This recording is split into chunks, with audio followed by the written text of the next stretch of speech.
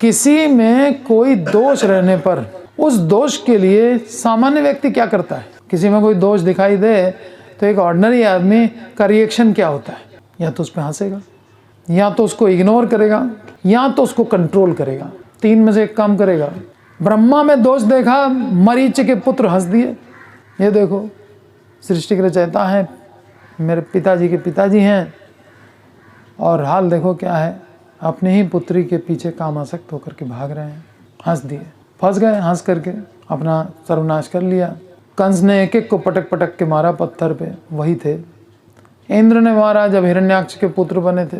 Attack किया जब हिरण्यकशिपु तपस्या करने गया था, इंद्र के द्वारा मारे गए, देवताओं के द्वारा मारे गए, राक्षस के द्वारा मारे गए। जो आ रहा है मार रहा है सबसे पिट रहे हैं, देवताओं से भी पिट रहे हैं तो दैत्यों से भी पिट रहे हैं। ये दशा हो गई। दूसरा क्या है? इग्नोर करो। ये तो रूप गोस्वामी का आदेश है। ईश्वरः तदधीनेषु बालिशेषु दुषत्सु च, ये दुषत्सु की कैटेगरी में। प्रेम मैत्री कृपोपेक्षा यह करोति स मध्यमः, मध्यम अधिकारी के लिए यह आदेश है कि ईश्वर से प्रेम करो, भक्तों से मित्रता करो, और जो इनोसेंट लोग हैं उन पर कृपा करो, और जो ईर्ष्यालु लोग हैं उनको इग्नोर करो, उपेक्षा कर दो उनकी। तो अब ये इस प्रकार के हैं, तो भाई हम जैसे लोग जाएंगे तो उपेक्षा करके चल देंगे। भाई रूप गोस्वामी का आदेश मानना, हम साधक हैं, हम कोई नारद जी की तरह सिद्ध तो है नहीं कि उसका ट्रीटमेंट अभी कर देंगे। हम कहेंगे पेड़ बन जाओ तो बन जाएगा, कुछ नहीं बनेगा, और ऐसा वैसा खड़ा रहेगा और हमको चिढ़ाएगा। तो साधकों के लिए अलग है, सिद्धों के लिए अलग है। सिद्ध लोग होते हैं चिकित्सक, वो चिकित्सा पूरी करके तब आगे बढ़ते हैं। हम लोगों को रूप गोस्वामी ने कहा है कि भाई इग्नोर करके आगे बढ़ जाओ, तुम अपनी साधना को मत छोड़ो। तुम इनके चक्कर में पड़ गए तो अभी तुम सिद्ध लोगों की नकल मत करो, वो नारद जैसे कर रहे हैं उनको करने दो, तुम्हारे बस का नहीं है। नीम हकीम खतरे जान, नीम हकीम खतरे जान। तीसरा व्यक्ति क्या करता है? किसी का दोष फाइंड आउट कर लिया, अब उसका फायदा उठाना चाहता है, उसको ब्लैकमेल करता है। उसकी फोटोएं खींच ली और कहा कि इतने पैसे लाओ तो हम तुमको फोटो देंगे, नहीं तो छपवा देंगे अखबार में। अब उसकी ऐसी तस्वीरें, अब वो नलकुमार मणिग्रीव तो कुछ भी दे सकते थे, तो उनकी नग्न तस्वीरें खींच करके वो ब्लैकमेल कर सकता है। तीसरा व्यक्ति दमन करने की कोशिश करता है। एक व्यक्ति इग्नोर करता है, और एक व्यक्ति ट्रीटमेंट कर देता है, और एक व्यक्ति हंसी देता है खाली। इस तरह से सब जगह तरह तरह के लोगों का बिहेवियर है, लेकिन हम जैसे साधारण लोगों के लिए तो यही बिहेवियर है, और हमको तो इग्नोर करके जाना है बस। हमको अपना बिहेवियर क्या होना चाहिए ये समझ लेना चाहिए। रूप गोस्वामी का आदेश पालन करना।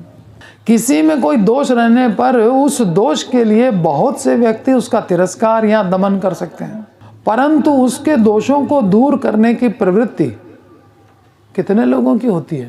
भाई दोष दिखे और मन करे कि इसका दोष दूर कर दें किसी तरह से, ये टेंडेंसी कितने लोगों की होती है? तो बहुत रेयर है। और फिर टेंडेंसी मान लो हो भी तो क्षमता भी तो हो नारद जैसी।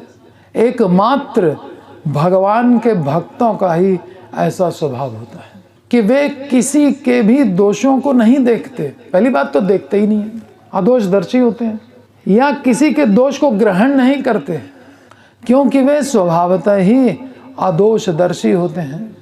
दूसरे के दोष को ग्रहण नहीं करते। अभी तो लोग दूसरे के दोष को ग्रहण कर लेते हैं। झूठ बोलना माँ के पेट से थोड़ी सीख के आए, लेकिन झूठ बोलने लग गए। क्यों? देख देख करके तो दूसरे के दोष ग्रहण कर लिया। दूसरे में दोष देखेंगे तो मेरे अंदर वो आ ही जाएगा। लाल बत्ती हो गई है, एक जना देखा कि वो क्रॉस करके चलो हम भी निकल लें, उसका दोष ग्रहण कर लिया। अरे हम रूल का फॉलो करेंगे, वो निकल रहा है निकलने दो। दूसरों का दोष देखा उसको ग्रहण करने, वो देखो मौज से निकल गया, हम रह गए, शराफत छोड़ दी मैंने। तो किसी का दोष ग्रहण नहीं करते भक्त लोग, क्योंकि वे स्वभावतः ही अदोषदर्शी होते हैं। उनका नेचर होता है कि वो दोष देखते ही नहीं है, गुण ही देखते हैं। किंतु यदि किसी का कोई दोष उनके दृष्टिगोचर हो गया, जैसे इन नलकुबर मणिग्रीव का, चिल्ला रहे थे जोर जोर से, अप्सराओं को बुला रहे थे, तो वे भक्त चूड़ामणि शाप देकर या अनुग्रह करके किसी भी प्रकार से उनके दोष को धो देते हैं। भक्त चूड़ामणि लोग क्या करते हैं, दोष देखते ही नहीं है पहली बात, ना तो ग्रहण करते हैं, लेकिन अगर दिख गया तो उसको धो डालते हैं। न हंसते हैं, न इग्नोर करते हैं, न ब्लैकमेल करते हैं, दोष को धो देते हैं। ये है वैष्णव। यदि ऐसा सामर्थ्य ना हो दोष धोने का, तो दूसरों का दोष दर्शन करने से अपना ही अनिष्ट होता है। इसलिए रूप गोस्वामी की बात माननी पड़ेगी। मत देखो, इग्नोर करो, आगे बढ़ो, कोई चर्चा नहीं, अपना ही अनिष्ट होगा। विशेषकर दोषी व्यक्ति के दोष का वर्णन करने से अथवा सूचना देने से पाप की आशंका होती है। हम ही को पाप लग जाएगा किसी के दोष की सूचना देंगे तो। यहाँ बहुत सावधान रहना पड़ेगा। ये हम लोग की आदत होती है दूसरे का दोष ले करके और चर्चा करना। निंदा रस, एक भक्ति रस है, एक निंदा रस होता है, बड़ा स्वादिष्ट लगता है। कृष्ण विमुख लोगों को बड़ा स्वादिष्ट लगता है, कृष्ण उन्मुख लोग तुच्छ समझ के छोड़ देते हैं। पाप की आशंका हो जाती है उसके लिए भी। यत् अधर्म कृतः स्थानम, जैसा पाप अधर्म के स्थान पर होता है, सूचकस्यापि तद भवेत्, उस अधर्म की सूचना देने वाले का भी वैसा ही पाप होता है। यत् अधर्म कृतः स्थानम सूचकस्यापि तद भवेत्। श्रीमद् भागवत 1:17-22।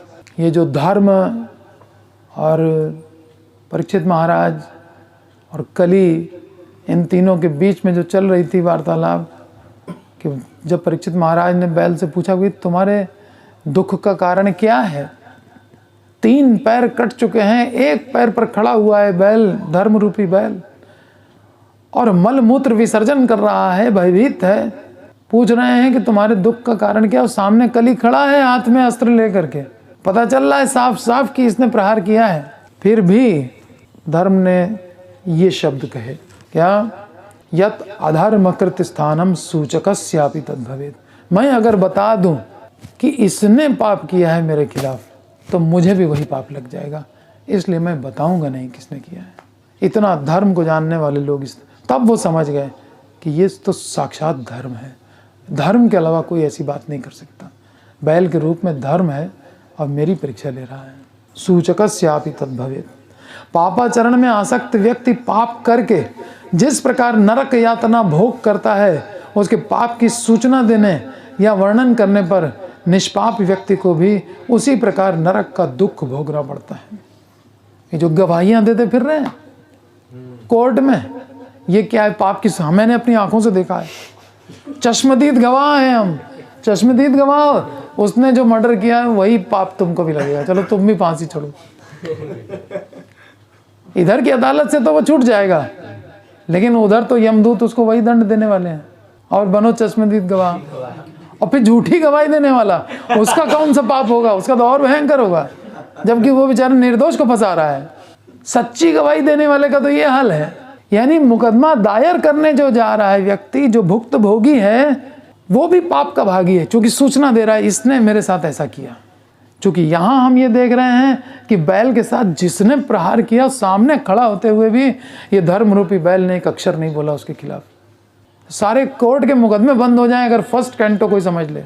और ये जो 17 चैप्टर है, एक भी केस कोई नहीं लड़ेगा, सब वकील भागवत कथा में आ जाएंगे और भगवान की वकालत करेंगे। भगवान जो करते हैं अच्छा करते हैं, हमारा धंधा बंद करा दिया, रोज झूठ बोलना पड़ता था। तो दरिद्रता में तो इतने सारे गुण हैं, वो सारे गुण आ जाएंगे इन लोगों में। दिन रात तो झूठ बोलते रहते हैं, अब दरिद्रता के गुण आ जाएंगे। लेकिन भागवत तो पहुंचे।